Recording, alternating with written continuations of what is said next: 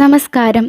Ruskin Bond എഴുതിയ how far is the river, നദി എത്ര അകലെ, ഈ കഥയുടെ വിശദീകരണത്തിലേക്ക് കടക്കാം. Between the boy and the river stood a mountain. The boy was young and the river was small, but the mountain was big. കുട്ടിക്കും നദിക്കുമിടയിൽ ഒരു പർവ്വതം നിന്നിരുന്നു. ബാലൻ ചെറുപ്പവും നദി ചെറുതും പർവ്വതം വലുതുമായിരുന്നു. The thickly forested mountain hid the river, but the boy knew it was there. He had never seen the river with his own eyes, but from the villagers he had heard of it, of the fish in the water and of its rocks. He wished to touch the water and know it personally. വനങ്ങൾ നിറഞ്ഞ പർവ്വതം നദിയെ മറച്ചു. പക്ഷേ നദി അവിടെയുണ്ടെന്ന് അവൻ അറിയാമായിരുന്നു. അവൻ ഒരിക്കലും നദിയെ സ്വന്തം കണ്ണുകൾ കൊണ്ട് കണ്ടിട്ടില്ലായിരുന്നു. എങ്കിലും ഗ്രാമീണരിൽ നിന്ന് അവൻ അതിനെ കേട്ടിട്ടുണ്ടായിരുന്നു. അതിലെ മീനുകളെക്കുറിച്ചും പാറകളെക്കുറിച്ചുമെല്ലാം. അവനതിലെ ജലത്തിൽ തൊടുവാനും അതിനെ നേരിട്ടറിയുവാനും അതിയായി ആഗ്രഹിച്ചു. He stood in front of his house on the hill opposite the mountain and gazed across the valley, dreaming of the river. He was about 12 years old, a sturdy boy with untidy black hair and shining black eyes. He had fine features and a clear brown skin, but his hands and feet were rough and scratched. He was barefooted, not because he couldn't afford shoes, but because he liked the feel of warm stones and cool grass.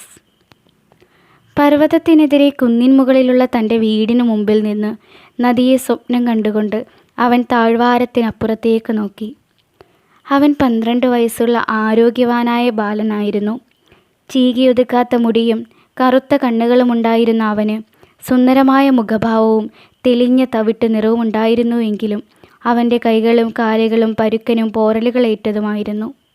അവൻ പാദരക്ഷകൾ ധരിച്ചിരുന്നില്ല. അവ വാങ്ങാനുള്ള പണമില്ലാഞ്ഞിട്ടല്ല, അവന് കല്ലുകളെയും പുല്ലിൻ്റെ ഊഷ്മളത അനുഭവിക്കുവാനും ഇഷ്ടമായതുകൊണ്ടാണ്. It was 11 o'clock and he knew his parents wouldn't return home till evening. There was a loaf of bread he could take with him, and on the way he might find some fruits. Here was the opportunity he had waited for. His mother and father had gone to visit relatives for the entire day and had left him on his own.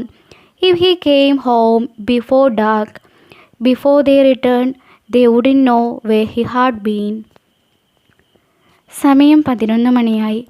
അവൻ്റെ മാതാപിതാക്കൾ സന്ധ്യയ്ക്ക് മുമ്പ് മടങ്ങി വരില്ലെന്ന് അവൻ അറിയാമായിരുന്നു. അവന് കൂടെ കരുതാൻ ഒരു റൊട്ടിയുണ്ടായിരുന്നു. വഴിയാത്രക്കിടയിൽ ഏതെങ്കിലും പഴങ്ങൾ കിട്ടുമായിരിക്കും. ഇതായിരുന്നു അവൻ ഏറെക്കാലമായി കൊതിച്ചിരുന്ന സന്ദർഭം. അവനെ അവൻ്റെ ഇഷ്ടത്തിന് വിട്ട് ഒരു ദിവസം മുഴുവൻ നീണ്ടു നിൽക്കുന്ന ബന്ധുജന സന്ദർശനത്തിന് അവൻ്റെ മാതാപിതാക്കൾ പോയിരിക്കുകയായിരുന്നു.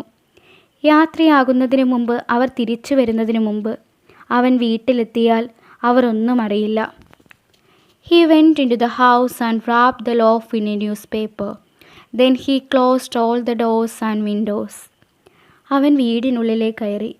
റൊട്ടി ഒരു കടലാസിൽ പൊതിഞ്ഞു. പിന്നീട് എല്ലാ കതകുകളും ജനലുകളും അടച്ചു. The path to the river dropped steeply into the valley, then rose and went around the big mountain. It was frequently used by the villagers, the woodcutters, milkmen, and the mule drivers. But there were no villages beyond the mountain or near the river. നദിയിലേക്കുള്ള വഴി താഴ്വാരത്തിലേക്ക് കുത്തനെ ഇറങ്ങി. പിന്നീട് കയറ്റം കയറി പർവ്വതത്തെ ചുറ്റിപ്പോകുന്നു.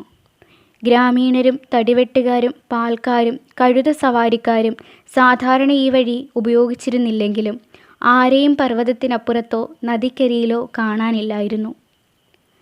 The boy passed a woodcutter and asked him how far it was to the river.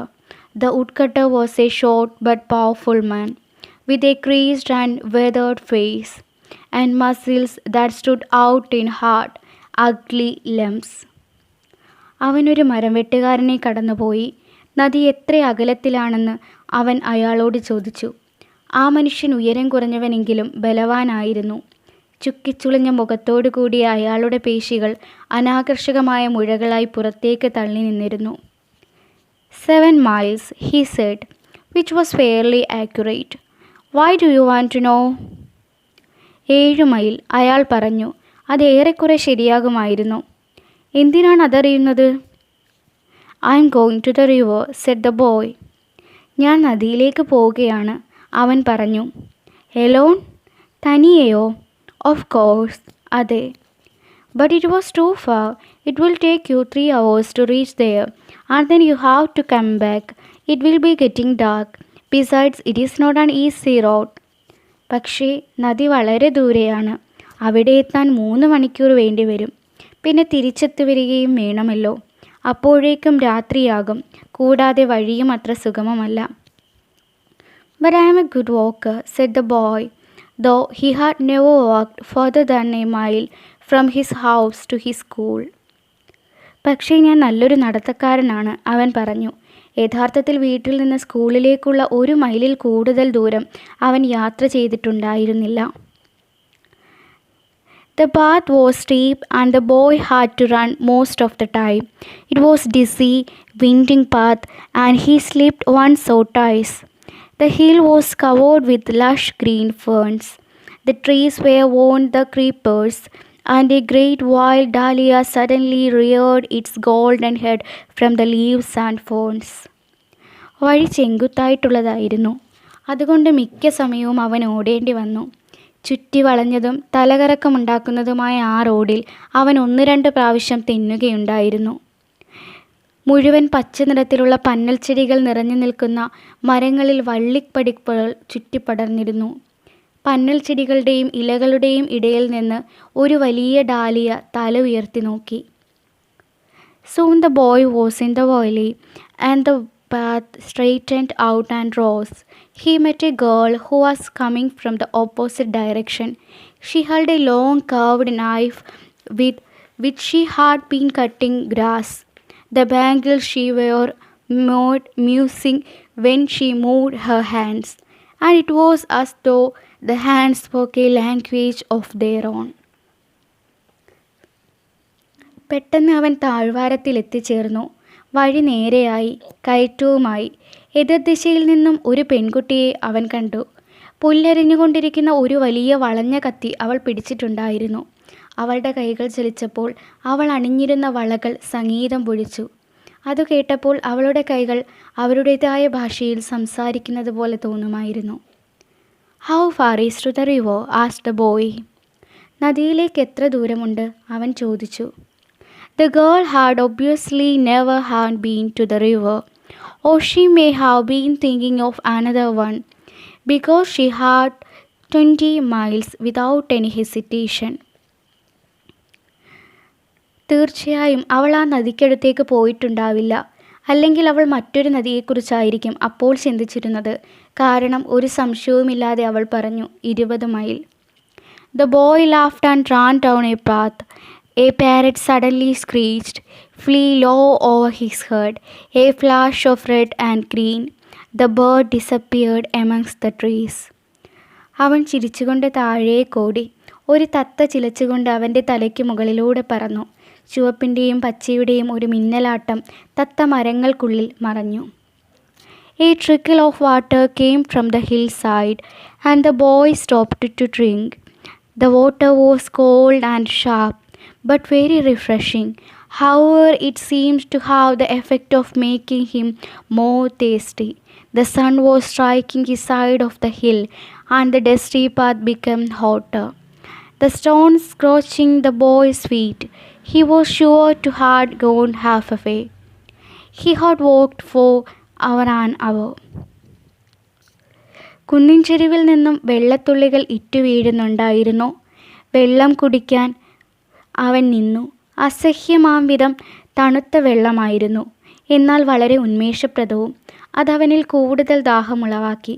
സൂര്യൻ അവൻ്റെ ഭാഗത്തെ കുന്നിൽ ആഞ്ഞു പതിക്കുന്നുണ്ടായിരുന്നു. പൊടി നിറഞ്ഞ പാത കൂടുതൽ ചൂടുള്ളതായി. കല്ലുകൾ അവൻ്റെ കാലുകളെ ചുട്ടുപൊള്ളിച്ചു. പകുതി ദൂരം പിന്നിട്ട് കഴിഞ്ഞെന്ന് അവൻ ഉറപ്പായി. കാരണം 1 മണിക്കൂറിൽ കൂടുതലായി അവൻ നടക്കാൻ തുടങ്ങിയിട്ട്.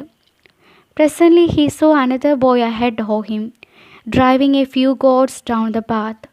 പെട്ടെന്ന് തനിക്ക് മുകളിൽ റോഡിലൂടെ ആളുകളെ തിരിച്ചു കൊണ്ടുപോകുന്ന ഒരു ഗ്രാമീണ ബാലനെ അവൻ കണ്ടു. How far is the river? He asked. നദി എത്ര അകലെയാണ്? അവൻ ചോദിച്ചു. The boy, feeling hungry, unwrapped his loaf of bread and broke it in halves. Offering one portion to the village boy, they sat on the hillside and ate it in silence. ആ ഗ്രാമീണ ബാലൻ സൗഹൃദപൂർവ്വം ചിരിച്ചുകൊണ്ട് പറഞ്ഞു, ഓ, അധിക ദൂരമില്ല. കുന്നിനെ ചുറ്റി താഴേക്ക് പോയാൽ മതി. വിശപ്പ് തോന്നിയാൽ അവൻ റൊട്ടിയുടെ പൊതിയടിച്ച് 2 പാതിയാക്കി. ഒരു പാതി തൻ്റെ സുഹൃത്തിന് നൽകി. അവൻ കുന്നിൻ ചെരുവിലിരുന്ന് നിശബ്ദമായി റൊട്ടി തിന്നു. When they had finished, they walked on together and began talking and talking. The boy did not notice the smarting of his feet and the heat of the sun and the distance he had covered and the distance he had yet to cover.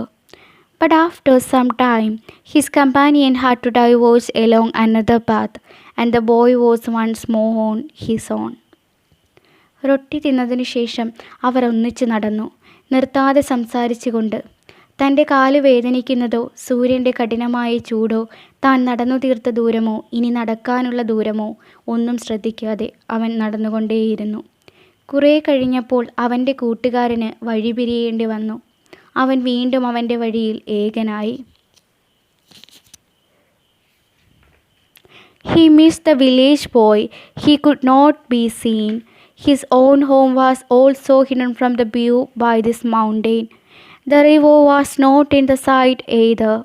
He began to feel discouraged. He was sorry he had finished the bread. He might want it later. കൂട്ടുകാരെ മറഞ്ഞപ്പോൾ അവന് വിഷമമായി. പർവ്വതത്തിൻ്റെ വശത്താൽ അവൻ വീണ്ടും മറയ്ക്കപ്പെട്ടിരുന്നു. നദിയും കാഴ്ചയിൽ വന്നിരുന്നില്ല. അവന് നിരാശ തോന്നി. റൊട്ടി മുഴുവൻ തീർത്തതിൽ അവന് സങ്കടം തോന്നി. പിന്നീട് ആവശ്യം വന്നാലോ? He was determined to see the river. He walked on along the hot, dusty, stony path, past mud huts and terraced fields, until there were no more fields or huts, only forest and the sun and loneliness. Now there were no man or any sign of man's influence, only trees and rocks and bramble and flowers, only silence. നദി കാണണമെന്ന് അവൻ ഉറപ്പിച്ചിരുന്നു. പൊടിയും കല്ലും നിറഞ്ഞ് ചുട്ടുപൊള്ളുന്ന പാതയിലൂടെ അവൻ നടന്നു. മൺകുടിലുകളും തട്ടുതട്ടായി കൃഷിസ്ഥലങ്ങളും കടന്ന്, കുടിലുകളും കൃഷിസ്ഥലങ്ങളും ഒന്നുമില്ലാതെ വനവും സൂര്യനും ഏകാന്തതയും മാത്രമുള്ള സ്ഥലത്ത് അവനെത്തി. ഇപ്പോൾ അവിടെ മനുഷ്യനോ മനുഷ്യൻ്റെ സ്വാധീനമോ അടയാളമോ ഇല്ല. മരങ്ങളും പാറകളും മുൾച്ചെടികളും പൂക്കളും മാത്രം. നിശബ്ദത മാത്രം. The silence was impressive and a little frightening. It was different from the silence of a room or street. It was different from the silence of space, of the unknown, the silence of God. നിശബ്ദത മാത്രം. നിശബ്ദത മനം കവരുന്നതായിരുന്നു. അല്പം ഭീതിജനകവും. അതൊരു മുറിയുടെയോ തെരുവിൻ്റെയോ നിശബ്ദതയിൽ നിന്ന് വ്യത്യസ്തമായിരുന്നു. അത് ശൂന്യതയുടെ, അറിയപ്പെടാത്തതിൻ്റെ, ദൈവത്തിൻ്റെ നിശബ്ദതയായിരുന്നു. Then, as the boy rounded a sharp bend, the silence broke into sound. A sudden roaring sound, the sound of the river. അവനൊരു കൊടുവളവ് ചുറ്റിയപ്പോൾ ശബ്ദം നിശബ്ദതയെ ഇല്ലാതാക്കിയിരുന്നു. ശബ്ദത്തിൻ്റെ പെട്ടെന്നുള്ള ആരവം, നദിയുടെ സ്വരം. Far down in the valley, the river tumbled over rocks. The boy gasped and began to run. He slipped and stumbled, but still he ran. Then he was angled between in the painfully cold mountain water. And the water was blue and white and wonderful. അവൻ കിതയ്ക്കുന്നുണ്ടായിരുന്നു. എങ്കിലും അവൻ ഓടി. തട്ടിയും തടഞ്ഞും നദി ഒഴുകി. അവൻ തെന്നിമറിഞ്ഞു വീണു. എങ്കിലും അവൻ ഓട്ടം തുടർന്നു. ഇപ്പോൾ അവൻ പർവ്വതത്തിൽ നിന്നുള്ള തുളച്ചിറങ്ങുന്ന തണുപ്പുള്ള വെള്ളത്തിലാണ് നിന്നിരുന്നത്. വെള്ളമോ നീലയോ വെള്ളയും കലർന്ന് അത്ഭുത കാഴ്ചയായി കാണപ്പെട്ടു.